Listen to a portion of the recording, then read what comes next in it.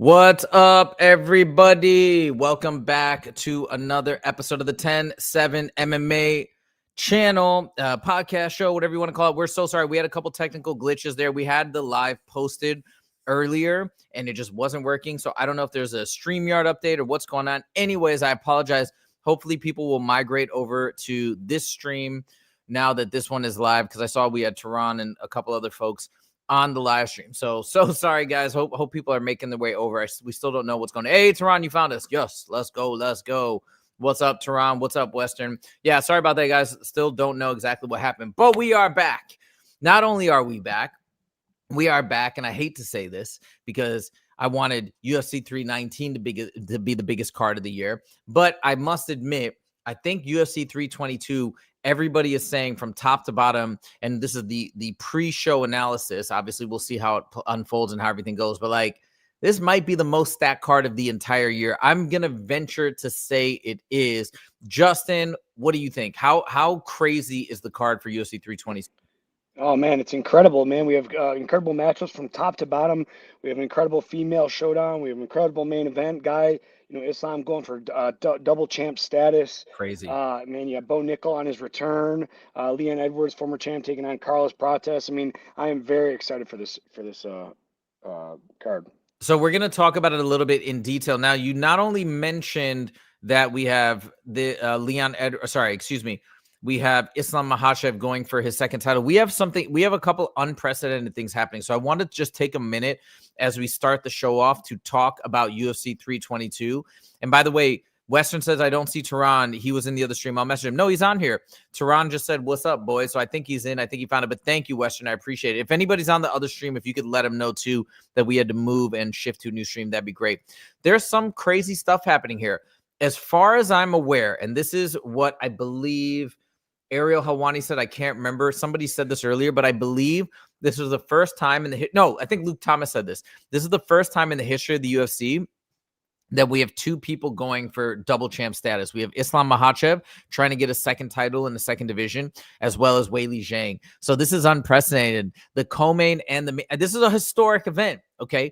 Not only do we have a historic event, we have probably one of the biggest stars in the sport looking better than he's ever looked, coming in against the guy who's amazing, is an amazing striker, and gave somebody with similar fight style, similar type of training, similar type of mentality, Bilal Muhammad. He just beat him, and he showed the blueprint to beat him. I mean, this is crazy, and everybody's saying that it's going to be Islam's biggest challenge. On top of that, that is the championship fight for the welterweight division. And look at this. We have a stacked welterweight card. We have Leon Edwards versus Carlos Prates, theoretically title contender. Sean Brady versus Michael Morales, theoretically title contender. And either of the winner of that, by the way, I want to talk about that fight in a bit. And then on top of that, we have Shavkat waiting in the wings. We have, we still have Kamaru Usman waiting in the wings. We have so many moving pieces. Yeah, we have so many moving pieces to the welterweight division right now. It's absolutely mind-blowing. So, Justin, I want to turn over to you in terms of the crazy way that the welterweight division is stacked, what we're going to see unfold on Saturday. And then we got Ian Gary waiting in the wings. What do we even make of the welterweight division? Do you have any notion or any idea of who you would slot in next? Obviously we'll have to say, hey, if this person wins or that person wins, but who's even going to be next in line for the welterweight strap? Man, there's so many implications with all these fights coming up for title implications that I can't even make a call right now, because who knows? It's really going to see. I think it's going to depend on where the UFC goes, the location, ticket sales. You get Ian Gary. Can you imagine going back to Ireland and Ian Gary fighting, for that number one contender spot or even a championship fight? You have Shavkat, who I think is injured right now. I think I saw some. I wasn't sure if it was a troll or not, but somebody said Shavkat was injured. But regardless of that, man, there's just so many guys that are right there waiting. Excuse me. I'm just excited to see how this plays out. Yeah. Hey, Louisa, by the way, can you do me a favor? For the old stream that didn't work, can you delete it in StreamYard? Because I think people are still getting onto that video. You know what I'm saying? Yeah, so delete that one. That's probably part of the problem. I do. Yeah, that's what I'm saying. So delete the other one in StreamYard, and then it will hopefully get rid of that second live stream. Yeah, that's exactly what I'm saying. Okay, so hopefully we're gonna clear that up, and then we're gonna get everything. Like, I think people are like don't know which live stream to pick because the old one is still up there simultaneously. So hopefully now, once it's taken down, people can find their way to the correct stream. Okay. So yeah, it's so crazy right now to think about that, to think about Shavkat. I mean, Shavkat must be injured. We haven't heard jack from him. We still got Ian Gary. We got Leon Edwards, who's making a plan. He made a plan today on Ariel's show saying, hey, he's going to go in there and find his way back to the title. But then we got Kamaru Usman, who doesn't want to fight anybody until he gets a title shot. I mean, it's crazy. It's wild. It's an amazing time to be a fan of mixed martial arts. But UFC 322 is so beyond stacked. Justin's going to make prediction videos this week for the main and the co-main event. Maybe we'll even throw in another one if you see fit, if you want to talk about Benil or any of these other guys. But we got so many great predictions. We're not going to talk about the main and the co-main yet because I want to wait for Justin to do the breakdown, do his research and analysis, because I think it's going to be so much richer and so much more interesting once he has those insights. What's up, Pern? Welcome back to the show. I see Pern in the mix. But we're going to talk about the fights that Justin has already broken down because I think he's got some pretty interesting insights. We're going to start right off the bat with the Leon Edwards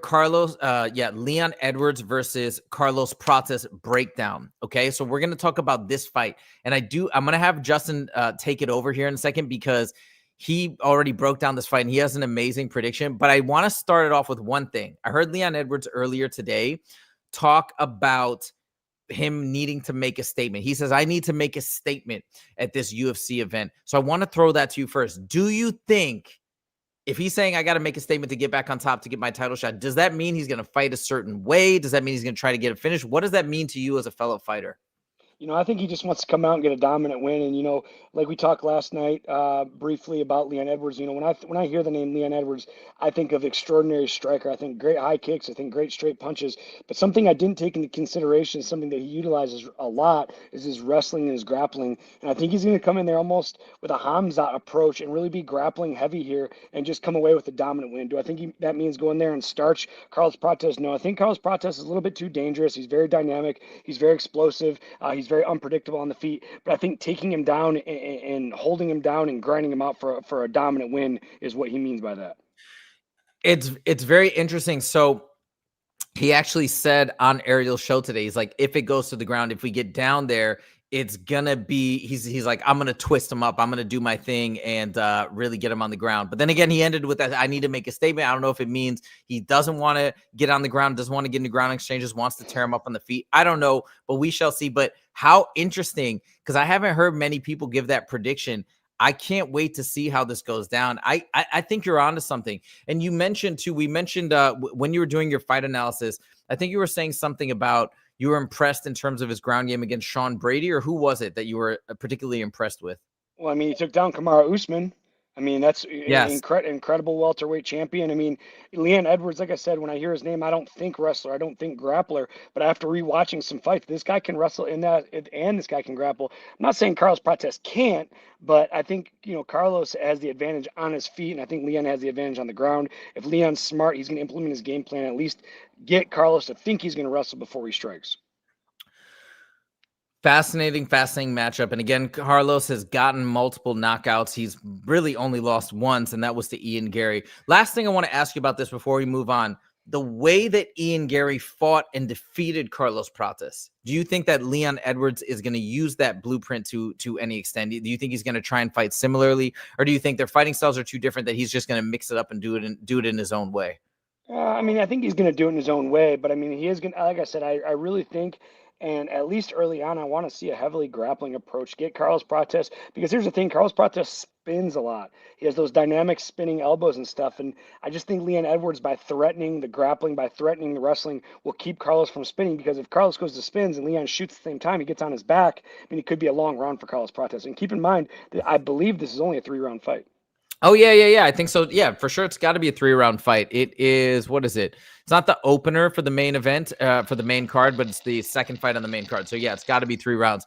Dude, I can't wait to see this. Leon Edwards prides himself on being a well-rounded mixed martial artist. He did take down Kamaru Usman, as you mentioned. He shows good grappling. He shows good ground game, good top control. Like, I'm very, very excited. And I want to see that wrestling heavy strategy. I think that would make a statement. I think that would be amazing. I'm picking Leon Edwards. You've convinced me. I was actually picking Carlos Prates first.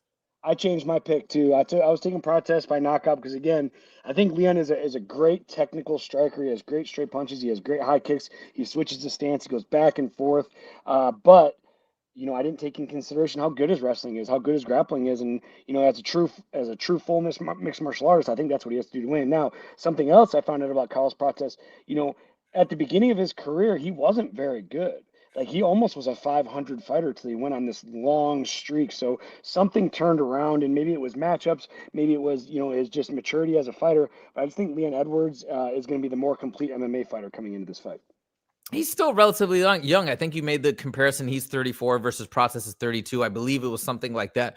Like he's still right in the midst of his prime. Maybe not even fully at his prime yet with the way he takes care of himself and whatnot. So yeah, it's very cool. Tehran says, I believe Edwards is about to prove the naysayers wrong this Saturday. Yeah, me and Justin were talking about it. It's like, the naysayers, he's had 2 losses in a row. Look at the guys he fought. He fought 2 crazy grapplers back to back, Bilal Muhammad, and then he fought Sean Brady. Like those are very, very tough matchups and fighters at the highest level. So I mean, it is what it is.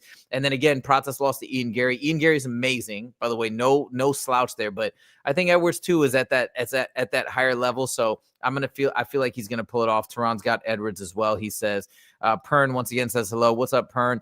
And Matthew says, what's up, everybody? Matthew, welcome back to the show. Hopefully this is working out for you guys. By the way, StreamYard has a new feature, I guess, that we tried out today, but it's providing it via the portrait and the vertical mode. So I think I can see the people that are on the vertical mode, like Tehran. There's a little icon, Western. I hope it's okay. Louisa has been posting in the chat the link to go to the regular to the horizontal version, if that's what you want to go back to, so you can see the messages from Luisa de Leon. And so you can just click that link if you want to go to the regular viewing version. But it is what it is. We're trying it out. StreamYard says it's recommended to do the simultaneous stream at 2 at a time. So we're rolling with it. And you still have 2 chats open. Oh, shoot. Okay, I thought we deleted the other stream, but maybe it's a little bit of a glitch. Yeah, it was crazy. When we opened the StreamYard the first time, it kept saying the video was deleted from YouTube. I don't know why. I think it's just a glitch because we do it the same way every time, but that's the story, and it is what it is. Sorry about that, guys. Sorry, but thank you, Western, for letting us know, but I don't know if we can fix anything right now. Let's move on to topic number 3, because this is all about another fight that Justin broke down. It's actually gotten quite a bit of views relative to our subscriber base and whatnot in terms of this breakdown video. And I have to believe people are pretty excited, interested, curious about this fight, sometimes for the right reasons, sometimes for the wrong reasons, as Bo Nickal has a crazy amount of haters. Before we even talk about the matchup, I'm curious to watch Bo Nickal. I want to watch him. I don't hate the guy. I can see, I wasn't a fan of him talking about Hamzat. I thought that was a little, but that's the delusion that sometimes people have, and sometimes you need to get out there and talk it up and feel confident. But anyways, like what's your opinion about Bo Nickal?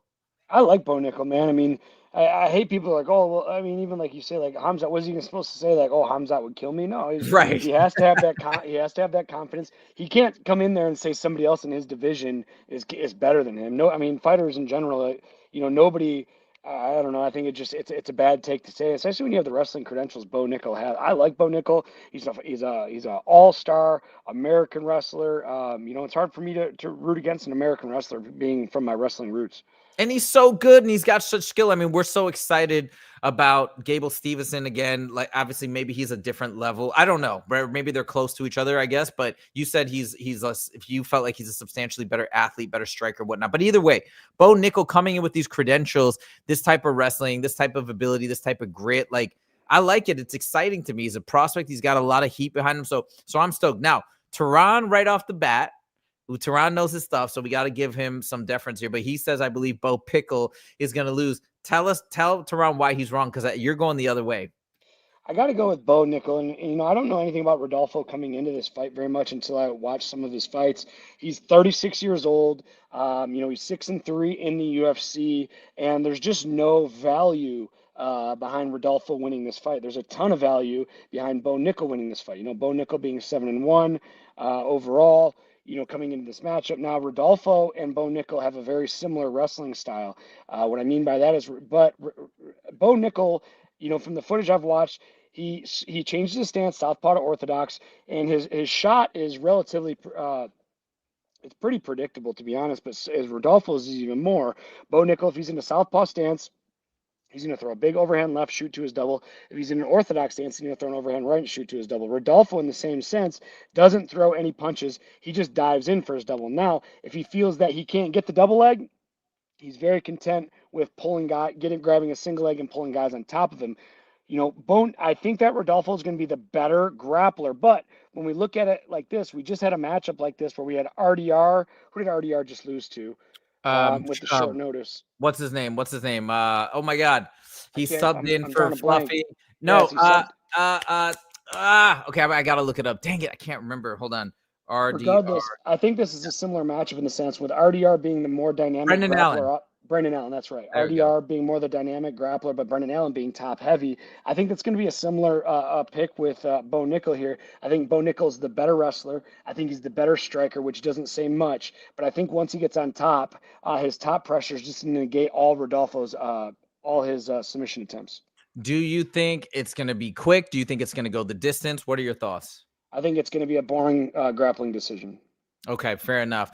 I'd like to see Bo Nickal win. I want to see him go higher up to the top. And the fact that he's got this negative energy around him, that people are disliking him, I think is great. I think he should lean into it. I know he probably doesn't want to. I don't think that's his nature, but it happened. It just kind of has happened. There's been a lot of negativity surrounding him. People want to see him lose. I guess people want to see him fail. It seems like. I say embrace it and just roll up, do his thing, and be like, yo, you guys want to see me lose? I guess you're going to have to tune back in. It didn't happen this time. We'll see what happens next time. So I like it. And kind of, I think what you're saying as well is you feel like the UFC is giving him a matchup that is relatively favorable to him, because I think you mentioned this to me as well last night.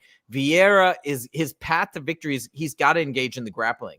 So he's going to go into Bo Nickal's. He's got to go into Bo Nickal's bread and butter, into his world, which is going to lay it up nicely for Bo Nickal. That's what you're saying, right? My fear is like when Bo Nickal fought Paul Craig, and I rewatched that fight, like Bo Nickal was afraid to grapple with Paul Craig, I think, because once he got him on the ground, he probably was a little worried about his submission game. I'm worried Bo Nickal is going to be afraid in that sense. But as we talked about after the RDR fight, Bo Nickal has to use his strength, and his strength is his wrestling, and his strength is his top pressure. And if he is afraid to take Rodolfo down in this fight, I can see this being a very boring stand-up decision. Let me ask you a general question about grappling and like the differences between jiu-jitsu and wrestling in particular. So would you, and then, but this is a very general question, and obviously Bo Nickal's a superior, like an amazing athlete, probably capable of learning things on the fly very quickly. But in general, is it easier to come from a super strong wrestling base and then to learn and incorporate jiu-jitsu into your game? Or do you find it generally that the jiu-jitsu guys coming in and trying to learn wrestling technique have an easier time? No, and I have a great answer for this. I think transitioning from wrestling to grappling is 10 times easier, more effective, and more efficient.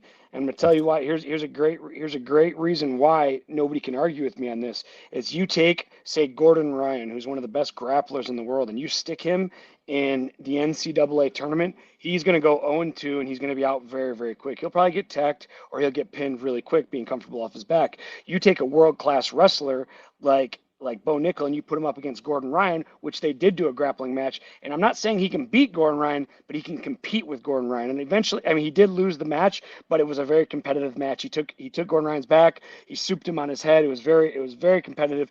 High-level grapplers cannot compete with high-level wrestlers in wrestling, but high-level wrestlers can compete with high-level grapplers in grappling, if that makes sense.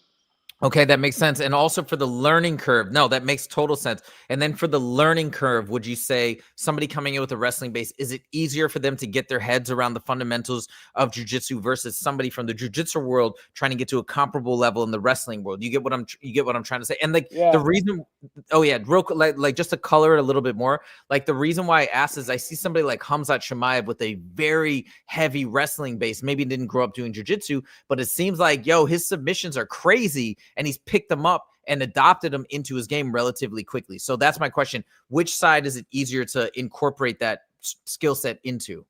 I think it's easier from from a wrestler to go to grappling because from the wrestling fundamentals, you learn heavy side top pressure. It's like when I get on top of people compared to a grappler. I'm not saying and this is I'm not saying this is 100%. There are incredible grapplers out there that can transition to wrestling, but as a whole, the top pressure and just the pressure from wrestling transitioning grappling is way more effective than grappling transitioning to wrestling. Okay, there you go. So maybe that also colors our prediction and our idea. Like I'm rolling with Justin here. I think that the UFC is probably setting Bo Nickal up. Also, the wrestling base coming into jiu-jitsu, it's kind of like Vieira's coming in from the other side, the other angle. So all things being equal, we got the age difference. We got Bo Nickal trying to make a statement. I think Bo Nickal's going to get it done. Pern also has a quick comment. He says wrestling is also very organized in the US and the training seems so brutal. Yeah, Justin says all the time. A lot of people don't like to do wrestling training or don't want to wrestle because it's the hardest, most grueling, most difficult. Like you don't even look forward to wrestling practice, right? Like it's just you just kind of keep going. Whereas kickboxing training, at least from my experience, is a blast. Like who doesn't want to go and hit pads? Who doesn't want to go in and do some kickboxing sparring? Like that stuff is so fun. At least to me, is so fun. I've never tried to go into a wrestling practice, but you always say it's terrible. And that's why a lot of times as fighters get older, right? They skip wrestling practice, but they go to striking practice. Yeah, Yeah. absolutely, man. And here's with grappling too. In wrestling, it's all top position dominance. You understand? Like in wrestling, you want to be on top. You have to be on top. If you're on bottom, you're losing. Now, when you get tired in grappling, you can pull guard and lay there and still, take a rest and maybe even find a submission. When you're on bottom in wrestling, you're losing. So it's that much tougher. And now, guys, I want to let you guys know if you have been noticing the last couple weeks, Justin has to pop off at 2 p.m. PST because he's coaching wrestling. That was actually his son that just jumped in the back of the car. So we're going to cover one more topic, and then I'm going to stay on after Justin bounces. We'll talk about topic number 5, and hopefully we can have a nice back and forth with the chat and with the people that are still on about the Ante Delija situation because I want to talk about that. The whole thing is crazy. I heard Ariel talking about, again, the Tom Aspinall situation with Leon Edwards as well earlier today. So we'll chop it up about that. But, there's a big story here today. And I don't know if I imagine this has no legs, okay? But I wanted to throw it out to you because, as you guys may or may not know, right, Francis Ngannou trains at Extreme Couture, which is the same gym that Justin trains at. Now, I remember you mentioned not too long ago that you haven't seen Francis at the gym in a very long time. It seems like there's no fight on the horizon, so he's probably not in there training. He's doing his thing. I don't know exactly what. I know he's at a PFL event recently, but on TMZ, this broke out today that him and Jon Jones, I don't know if they're talking directly or with a promotion or some combination thereof, but he's saying that the fight to make, the ultimate fight to make is going to be Jon Jones versus Francis Ngannou. And I think two things that were thrown out in this TMZ article, I'm going to pull it up in a second. Two things that were thrown out was them potentially fighting at the White House, which there's no way that's going to happen, I don't think, or fighting in some MMA boxing hybrid organization, maybe like Dirty Boxing, which is Jon Jones' promotion, and setting something up like that. First of all, like, does this excite you? Do you want to see Francis Ngannou compete against Jon Jones? I mean, if Francis wants to, yeah, that'll excite me. But it's Francis is my teammate. I have so much respect for him, everything he's done in the sport. Whatever he wants to do or whatever he decides to do, I support fully. And I'd love to see him back in action. But if he wants to stay out of the ring, I'm totally fine with that as well. Okay, so what we're gonna do, and Justin, I know you got to make your way to wrestling practice, and we can let you go in a second. Real quick, we got a couple of comments here. MGal4 Production says, "What do y'all think about Benny and Benoit? I think that fight is unreal. I think it's gonna be nonstop action. I really am a fan of Benoit Saint Denis, but you can't go against Beneil, man. Beneil is just too likable. He's too great of a role model. You got to root for Beneil. Plus, he's got a great fight style. He's fun, man. He comes out to bang. I thought his last fight against Moicano was awesome. I was actually there live and I saw it, dude. I love that fight. This main card is insanity. It's insane. The level of the fights, the implications, the stakes, everything is incredible. MGal4 Productions also says Prates is going to find the KO on Rocky. I mean, that could happen. I'm going with Justin's take though. He's going to take, I think Rocky's going to take him to the ground and do his thing. Pern says, I wanted Francis versus Jones, and we'll write it to Justin. You can jump off and then I'll play the video for everybody for Francis and John.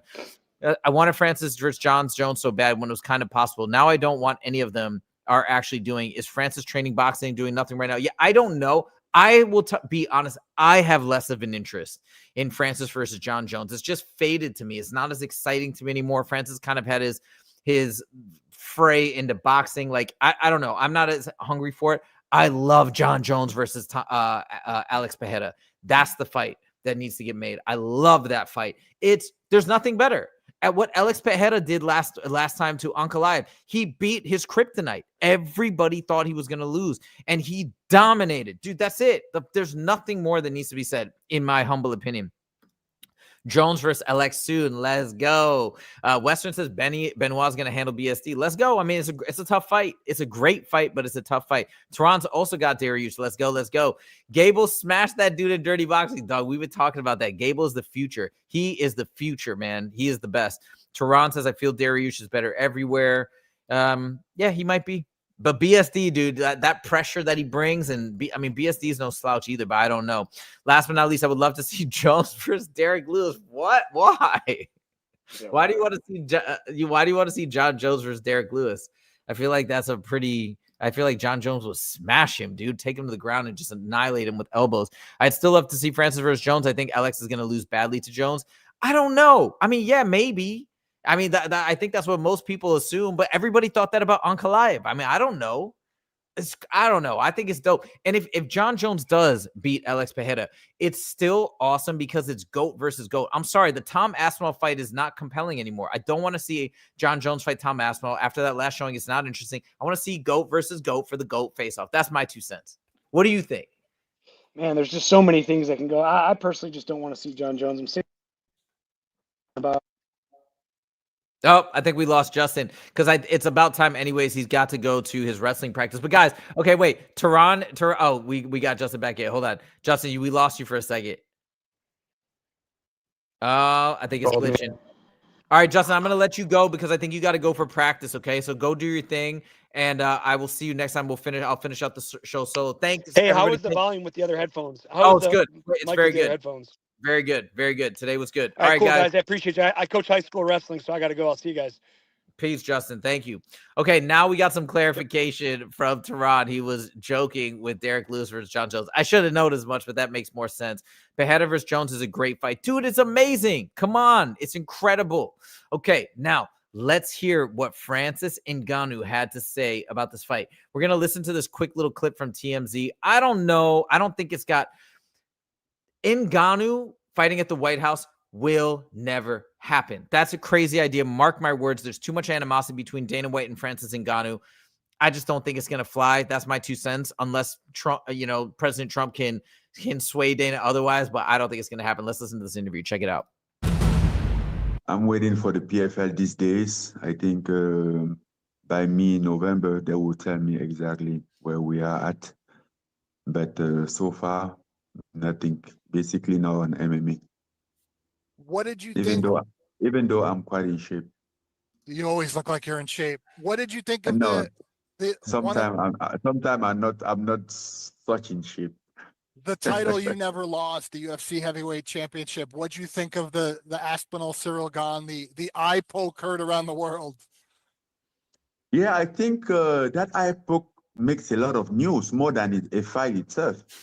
More than the announcement of the fight. And I'm probably slightly I'm also been focusing on what I call eye poke gate on repeat over the weekend. We're going to talk about eye poke gate too, because it's getting crazier with things that Ante Delija did over the weekend. But anyways, I digress.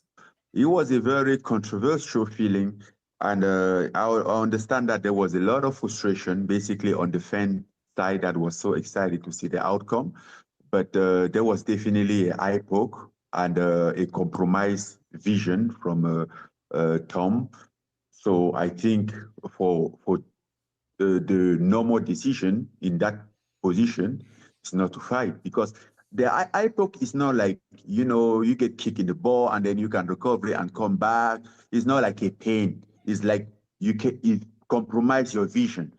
And if you're doing a combat sport with a compromised vision, it's not good at all, because even though sometimes your vision is up 100% and then you still don't see anything. What if your vision is compromised? Then if you keep doing and then maybe because of that, something happened, you lose the fight. The same people will tell how stupid you were, you should have stopped, you should have blah, blah, blah. So I think it's just a frustration, explaining their frustration, but although there was an eye poke that should be respected, you know.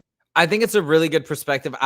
Let me just clarify my stance before we go on, because I've been trying to look at it through the lens of not me as a person, but through the lens of other fighters, like what other fighters are saying. It's kind of like, I just thought of this analogy the other day. So I have a tutoring business. I do a ton of tutoring for standardized tests, for math problems, whatever. And it'd be the same way where if I was doing a live stream, right, on my YouTube channel, and I basically got a problem that like 99% of people couldn't solve, and they said, hey, this guy wasn't able to solve that problem, but most people can't do it. So, like, we have to understand, obviously, it's so difficult to solve these math problems. He couldn't do it. Most people couldn't, whatever. But that's not the right way to view it. You'd have to view it from somebody else in the tutoring game who's got a YouTube channel or whatnot, who studies these problems.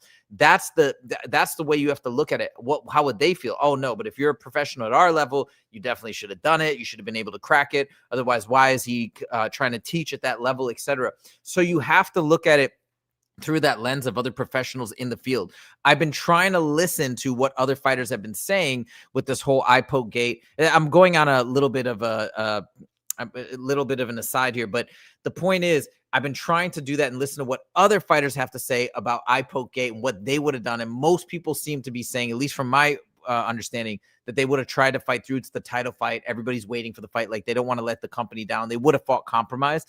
But I think this is a valuable opinion too, because I'm not saying I know. I'm trying to defer to the experts. But Ngannou right here is saying something different. Hey, you can't see your compromise. Like, you got to step away, because also if you do go out and fight and lose, people are going to be like, how dumb was that? That's a good point too, right? So we want to be as open-minded as possible when we're considering these points. I just want to point that out as we're going to talk about eye poke gate again in topic 5. Let's let Ngannou continue. Non-intentional, of course, but there was an eye poke that definitely causes damage and affected vision. Do we need to see that again? Is that a fight we have to see? Because now you see all the talk about Jon Jones coming back to fight Alex Pereira. It seems like Tom Aspinall is going through what you're going through, what you went through, where people don't want to fight him. At least Cyril will fight him. It's not like people don't want to fight him. I think the problem that he has right now, let's say after the Cyril fight, who would he have a fight in the top 5? Maybe there's not many, and those who are there is probably people that he has fought already. So it's quite a difficult position for him as well. So he wasn't. This fight didn't make any difference. At least after this, that fight will still happen, but. If this fight would have go until the end, and doesn't matter the result, he might just have to go back and fight the same people that he had fought again, or go all the way back down, go farther down again to have an opponent. As a fan, does Jon Jones, Alex Pereira interest you to see that fight? Every fight is interesting. At which level, it interests me for sure. But not that such excited for me. Yeah, if they are fighting, I definitely gonna turn on my clock to watch that fight. But it's not like, wow, okay, this is the fight, Which is a bigger fight to me? Hold on. I gotta chime in here. Like, obviously he's biased because he walked away as the title holder, but how is that not a compelling fight? Guys, chime in. Let me know what your thoughts are. And by the way, if you guys could like the stream as well right now, I'd really appreciate it. But chime in. Am I crazy? Jon Jones versus Alex Pereira is amazing to me. Yes, I get it. People think Jon Jones is going to be favored because of the grappling advantage, but Alex Pereira is so crazy on the feet. People thought Big Ankh was gonna smother Pereira, and that didn't happen. In fact, Pereira marched him down, charged him, smashed him on the feet, and went to a brutal ground and pound with 12-6 elbows and got the job done. I mean, dude, why can't something like that potentially happen with Jon Jones? Ankalaev is a fighter at the highest level. Okay, fine. Jon Jones maybe a notch above, but like, why? Am I crazy? Okay, so Tehran, you said you wouldn't mind it.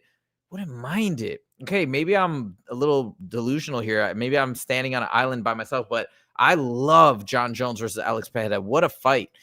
Western says, I do not want to see Gon get the rematch. That doesn't make any sense to me. Gon cheats in every fight. You know, Justin did a breakdown of Gon's fights, and I mean, what do you think? It's all when you say he cheats in every fight, you think it's intentional? Again, you have to remember too, when fighters, I'm obviously there's fighters with the heavy Muay Thai stance, Muay Thai background that don't necessarily eye poke, but I do think there's something to be said for you're naturally kind of posting when you throw out when you throw a roundhouse kick. Like it's just part of the technique. You chop down as you wing the kick.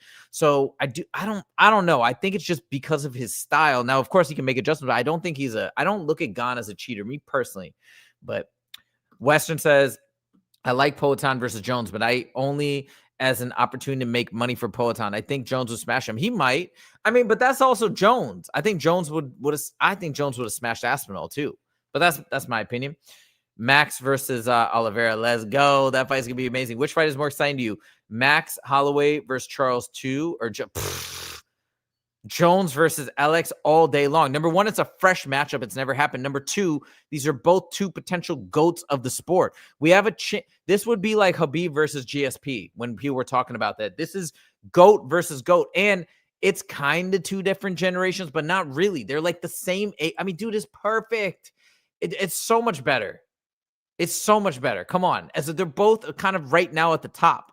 And because of the way that the Aspinall fight with Gon, whether or not it's fair or not, I think nobody wants to see Jones versus Aspinall anymore. I'm just being out, like, that's what I'm seeing, and that's how I feel too. My desire to see that fight completely disappeared. If Aspinall would have gone out and smashed Gon, I would feel differently. But the way that it went and all of that stuff, like, I don't know. But I see Western says he disagrees. He thinks Max versus Olive's his way. Look, that's an amazing fight. Don't get me wrong, but no, Alex versus Jon Jones, like, that's the type of fight that is a once-in-a-lifetime fight, in my opinion, and just an absolutely incredible fight. But that's me personally. I totally get your opinion. All right, let's keep listening to Francis here. Making the White House. Jon Jones versus Alex Pereira or Jon Jones versus Francis Ngannou? You know the answer. You don't need me for that. Should I answer? Yeah, I mean, do you really need me to answer, Steve? It seems like that could be a big one, though. If they're looking to put together the biggest card of all time, maybe PFL UFC could figure it out. That would be the fight to make. Biggest fight of all time can only happen with Jon Jones and Francis Ngannou. That's all what I can say about that. No disrespect for other fights or for other fighters. I think I respect all the fight and all the fighters, regardless of if they fight the main card or prelim or whatever or wherever. You know, I think great fights to happen everywhere. You know, I became a weight champion in the Apex, so with no crowd. So I respect fight as long as it's a fight. People putting in, you know, it's not about the place, but if you want to say biggest of all time, you make it biggest. And in the White House, it would definitely be the biggest. Okay, so I'm gonna give you guys my thoughts on all of that. Number one, I get what he's saying. I don't know. I feel like the luster has faded to some extent for this idea of Francis versus Jon Jones. What's up, Barat? I see you in the mix here. I don't know. I'm not as I wanted this fight so badly when Francis was in trying to negotiate with the UFC. I was like, if they make this fight, the world's going to explode. It didn't happen. Francis has been out for a couple years. He's had 2 boxing matches. He got beaten badly in the second boxing match. He had that what's it called, PFL fight, which was cool. I watched it. Massive props to Francis, but I just don't feel like he's as dialed into MMA anymore. I could be wrong. Justin said he doesn't really train at the gym, so that's my feeling where he's at. I just don't think he's fully dialed into the sport of mixed martial arts right now, and so it's not as compelling to me. I think Alex Pereira versus Jon Jones is way more compelling, but let me know your thoughts in the comments if you agree or disagree.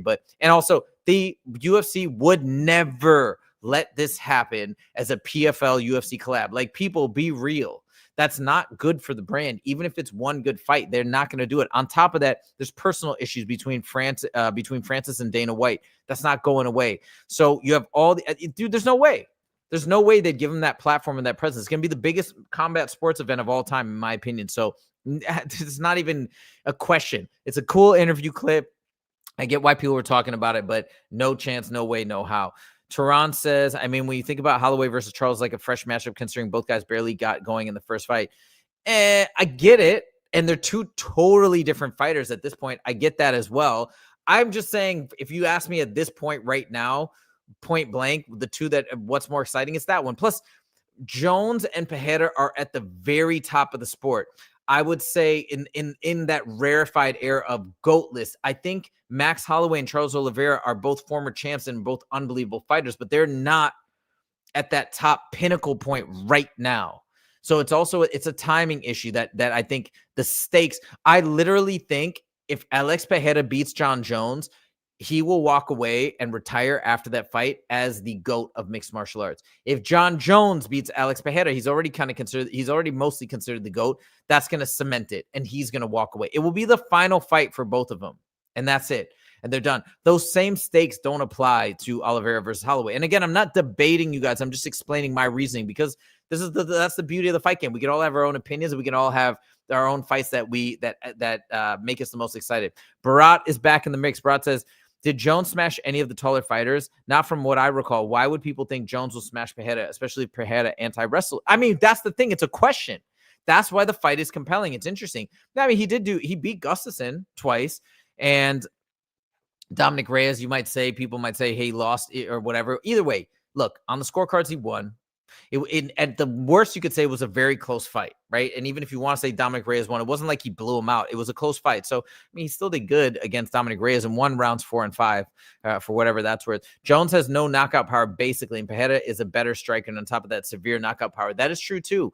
So it's going to be that wrestling and that grappling that will give Jon Jones the advantage. Yeah, but where's Pereira's wrestling or anti-grappling game or anti-wrestling game right now? It's probably substantially improved over the last few years. We saw him do his thing against Ankalaev. I think it's compelling. And on top of that, it doesn't even matter because Pereira's done so much in the sport that it's just the amount of credibility that guy has, the amount of fan support and love for him. It's going to be unbelievable. It's going to be unbelievable. Barat says, even Anthony Smith survived 5 rounds, even though he obviously lost. Yeah, I don't know if it's fair to look at other fights and say one way or the other how that's going to impact this because everybody's got a different style, especially with Jon Jones, who has such a varied game plan and strategy per fighter. I don't think you can even do that. Like, I think some people might say, oh, well, Cyril Gane is a kickboxer just like Pereira, and look what happened. So it's going to be the same thing. I think, again, there's too many nuances and stylistic differences. I think he's going to go for something very specific against Pereira, and that may not be with the aim of trying to get an early finish, right? I don't know. So I think there's just too many variables to say because that happened, this is probably going to happen here. Perrin says Pereira always has that shadow realm shot. Yes, I know. Oh my God, dude. And I don't even know who I'd be rooting for in that fight. I don't even know. I mean, dude, I've been watching Jon Jones for so long, maybe Jon Jones, but I don't know, man. I never want to see Pereira lose. It's crazy. It's a good fight, man. It's a really good fight. Not saying people shouldn't be confident in Jones, but people assuming it will smash him is yeah, I'm with you, man. I'm with you. And Western says, Max and Oliveira are both pound for pound way better than Jones and Poatan. Interesting. I don't know. I guess I just disagree, but I appreciate your perspective. Jon Jones is a good person. What's up? We're talking about your fight, dog. Against you versus Alex Pereira. Okay, well, anyways, and then Tehran says, when all is said and done, once Holloway leaves the sport, he will be considered a GOAT. Yeah, look, he's a legend of the sport. And, I mean, do you really think he'll be in the GOAT conversation? I feel like for the GOAT conversation, we have Anderson Silva, GSP, Jon Jones, and Khabib. Maybe some people disagree with that, but it's kind of like in that zone. Would you put Holloway in that realm? So I don't know. Yeah, I think you know what's funny? And I don't know if this is like this with you guys, but sometimes I don't even know who I'm rooting for until the fight begins. And then I find myself subconsciously rooting for one fighter. Does that ever happen to you guys?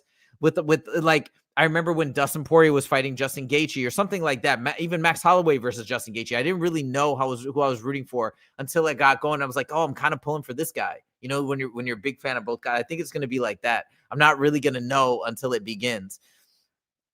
Holloway is more exciting fighter than Jones, in my opinion. I mean, I'm not going to disagree with that fully. Max Holloway is exciting, but how can you say Jon Jones is not exciting? Sometimes maybe you're not getting a rock'em sock'em robots, but watching the different strategies and the different game plans and how he literally looks like a different fighter in every fight is crazy, man. It's crazy. He's like Neo in the Matrix. Barat says, yes, I often don't know who I'm rooting for. Yeah, right? Isn't that so funny? Okay, cool. I'm glad to hear that other people feel. Oh, Western says it happens to him too. Yo, this is a common experience. How excited are you guys for 322? Who's going crazy for 322? Give me a thumbs up or tell me yes, or give me a scale from 1 to 10. How excited are you for this card? I'm freaking out. Okay, anyways, let's get on to and keep the comments flowing. I'll keep checking back. I just want to get back to this last little thing that happened over the weekend. And Western says Jon Jones does nothing for him. Pern says yes, very excited. 10 out of 10. Let's go. Oh my God. It's too good. It's too good. Okay, let's talk about this Ante Delija scandal, and then we're going to close out the show in a little bit. I don't know what you guys think about this, but Ante Delija, let me see if I can find the post. Ante Delija over the weekend, appeal post. He's apparently appealing what happened with the, yeah, I found it. If I can get a clear image here, hold on. It's all blurry. Here we go. If I can get, I'm going to show you guys this image right here. So Ante Delija is appealing what happened with him versus Salsa Boy. And here's what he says. If you guys can read this right here, it's a little small, but it says, I'm not sure if I hit him. Okay, so here's 5 points for why he wants to get an appeal and why he's asking for a no contest, which is funny to me because when he was talking about the eye poke with Tom Aspinall, he's like, the penalty should be severe. And somebody even asked him if it should be a DQ. He didn't respond to that. He didn't say yes or no, but he's just like, I just think they should be very severe. And then now he eye pokes somebody and he wants a no contest. I just find it ironic. Now, he also gives these 5 points. He says, here's the reason for my appeal. I'm not even sure I hit him in the eye. I think that's a relevant point to bring up because if he actually didn't poke him in the eye, then that makes sense why you'd want the appeal. However, no ref has said that. They went back. They looked at instant replay. They reviewed it. You clearly see his eye was totally jacked up. I'm talking about Salsa Boy. Salsa Boy's eye was totally jacked up and red in interviews afterwards. Like, he hit him in the eye. Okay. I don't see anybody debating that. But if that was true, that would be the one grounds for a possible appeal, in my opinion, just based on what he said and how harsh of a stance he had against Cyril Gane for the eye poke. Everything else is a moot point, in my opinion. The referee didn't call a timeout. It doesn't matter to me because you said there should be harsh penalties for eye pokes. So you got to stay with that, in my opinion. If that's what you thought before, and then now you're changing your tune because you poked somebody in the eye, no, it's not going to fly. Especially when you laid it on thick and you said, yo, it's easy to not do it. I've done it. I haven't poked anybody in the eye for 33 fights. So yeah, the penalty should be severe. Well, now you did. I think that's not really fair. You're using the sword, the double-edged sword, depending on how it bows for you. I don't think that's fair. So to me, I think this is not cool to even bring that up. My opponent was sitting and resting while the footage was, so what? It doesn't matter. Again, you said there should be harsh penalties for an eye poke. You eye poke somebody, I think. And I think it's incontrovertible. The replay was used after the fight was stopped, which the rules do not allow. Now, I heard people saying this. I still need to investigate this. I don't know, though, because I've seen them look at the instant replay after an eye poke or while somebody is not taking a break from the eye poke. So I don't know if that's something that they strictly adhere to, but I would believe that they would not. In fact, after all, that fight was illegally resumed. Again, maybe there's an argument for that, but I don't think there is because the commission swiftly denied this complaint. And as I mentioned in a video I did yesterday or 2 days ago, if there's a swift denial of a complaint, at least in the legal system, I assume it's somewhat similar protocol here, that means there's no legs. That means it can be dismissed on the basis of the complaint as is. They don't need to do any further investigation. Basically, it's a meritless claim. So I think that speaks volumes. I'm just shocked by the fact that he would even try to make that appeal after his strong stance and supporting Tom Aspinall in his decision to stop fighting or whatever. So to me, the whole thing is just messed up. I think it reflects poorly on the whole team, but that's my 2 cents. I'd love to hear your guys' thoughts. We're getting some comments here. Western says the Waldo Delija thing is a tricky one. Tell me more, Western. Why do you feel that way? Tehran says, because I believe Islam JDM is going to be a stand-up battle. I believe Islam can do good standing with JDM, considering he's a better striker than Bilal, way better striker than Bilal, and a way better grappler, in my opinion, than Bilal. That's what I think. I think that they acknowledge that JDM will be the toughest challenge that they've ever had, and I believe that is true. But I think you're going to see something very different than what people expect. I think Islam is a whole nother level. I know if I told you guys this on Friday, I met somebody from JDM's team, not his like actual MMA team, but a brand, a company that they're partnered with, a nutrition brand or something like that. And he said the JDM team is worried that if they know that Islam is a totally different challenge than Bilal. I mean, I felt that from the get-go, but for him to acknowledge that, like, I think that speaks volumes. Western says he hit him in the eye. That was obvious. Thank you. That's my main point. So, like, if it's obvious that he hit him in the eye, you just based on your own word and everything you said prior, like without looking hypocritical, that's it. Why are you trying to appeal?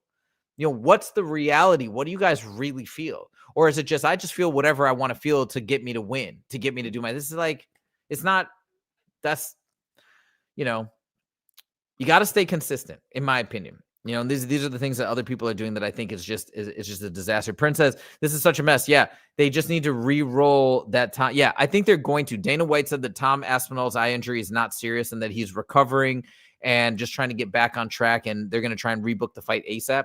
If we are lucky, if the MMA gods are glorious, we will have this fight remade in December. I'm wondering if they're going to try and hold Tom's feet to the fire and make him sign a contract extension, though. That's what I predicted. I said if it happens early, they're going to force him to sign a contract extension because of his boxing comments. I don't know. We'll see. We'll see if I was right, or we'll see if that gets publicly announced, but I don't know. Weston says, who's Josh Hokett going to fight? Delija? I'm not sure who Josh Hokett is. I don't know who that name is. Sorry, must be a casual here. What? Because the fight was stopped, adrenaline dump. Have you ever had a fight restart in the UFC before? It's kind of unfair. Yeah, I get that. I get that it was unfair from the adrenaline dump, and I heard that argument. But it's like, what are you going to do, right? Like at that point, he's stopping the fight. And look, that is not, I don't think that's fully on the ref because he didn't do an above the shoulder wave. He interjected, he stopped it. Delija and his team misinterpreted it, but that's just, sometimes a misinterpretation can happen, and that's how it goes. He was in the middle of evaluating and seeing what was going on. So we have stops in action all the time for an eye poke or a groin shot. It's just that the fighter doesn't mistakenly believe that they won. But if they did, it's not like, oh, well, now we just have to call the fight a no contest, right? Like, I think it's still the better play is to restart the action and go back, because that's what's supposed to happen. You can't now change the protocol because somebody had an adverse reaction or thought something that wasn't true. So that, in my opinion, I get that there's the adrenaline dump, but that to me is a meritless claim in terms of how they should have modified the protocol or whatnot. But given the way it went, I want to see Waldo get the shot at Tom. Yo, I'd love to see that, dude. Waldo Cortez is a straight G. That guy's a legend. And that guy's like stone cold. You know what I mean? He's a fighter through and through. Fighter through and through. He's like, yeah, no way I'm stopping after that IPO. Like, and I'm not saying that again to say that Tom Aspinall 100% should have done something different or whatever. But you like, it's dope to see somebody do things again as a fan. Like, it blows me away that people are going in there and doing these superhuman things. Like, you poke me in the eye, I'm probably going to be in bed for like 3 weeks and crying. Like, for him, he gets poked in the eye, said, no, let's go again. I'll fight you with one eye. And he knocks him out. Like, that's a superhero. That's stuff that only we can dream of doing. Have you seen how huge Islam has got? Yeah. So, well, I've heard people talking about it. I haven't actually looked at comparative footage and photos, but people have been saying how big he's gotten. Andrew says, let's effing go. Let's go. Matthew says Josh Hokett is a beast. I got to check that out. Andrew says shocked face. Not sure why. No, the UFC is not rigged. Guys, let's not get on this narrative. The UFC is not rigged. Okay. There are some bad actors, people trying to manipulate things, maybe organized crime outfits, maybe different people like that. It's not rigged. It's a real sport. And I think whatever fights have been manipulated or messed with, I think the UFC is going to get a handle on it. And I think that they are going to figure it out, because this sport is too valuable and too amazing, and it's growing too fast for them to let the criminals win and the criminals infiltrate the sport. But yeah, yes, that is my opinion, but I hope I'm right. All right, guys, we're about to close out the show. Tehran says Islam JDM is going to be a stand-up battle. I don't know, man, but that's why the fight's so exciting. I don't know. It's wild. That's all we got for you guys today. Thank you guys so much for joining. Let us know what you think. Did you guys like the dual format? I think we're going to keep going with it because I think that's the new protocol on StreamYard. So hope you guys enjoyed it. Hope you guys liked it. Let me know your thoughts. And again, we'll try and do a better job of getting the vertical versus the horizontal available. So you can click right at the top. Hey, I'm on the wrong stream. I want to get on the other one or vice versa. So, but I think the chat is all unified, which is cool. And I hope you guys enjoyed it. If you guys could click that like button, we'd really appreciate it. We are having so much fun with this channel. We're trying so hard to get it to grow and make ourselves better, right? Maybe if we're not good enough yet to continue to grow, we want to improve. So if there's anything that you think we could do to make the show better, to make it more engaging, to cover different topics, etc., to get more of you guys involved in the show as well, let us know. We're all open ears. We're just trying to learn and be the best we can be. So thank you guys so much. Western says he didn't like the dual format. Okay. Very good feedback. Thank you. All right. We're going to do some more research by Friday and maybe we'll get rid of it. So, and we'll keep you guys posted. So thank you guys so much for joining. Oh, the chat is divided. Okay. Well, thank you for letting me know, Western. All right. We're going to figure it out next week. Thank you guys so much for joining. Hey, Free Slip is here. Okay. That's a cool name. What's up? Welcome to the show, but we're just closing out. You can watch it on replay. Thank you guys so much for joining. We really appreciate it. I feel like we're building such a great community of MMA fans that love to talk shop and see what's going down. 322, one of the biggest fight cards of all time. Amazing fight card. Probably the best fight card of the year. I just got to be honest. And we shall see you guys next time. Western says he'll be speaking to my manager. All right. Sounds good. And we got some fun emojis coming in from Andrew. What's up, guys? Thank you so much. All right. And we will see you guys in the next episode. Take it easy.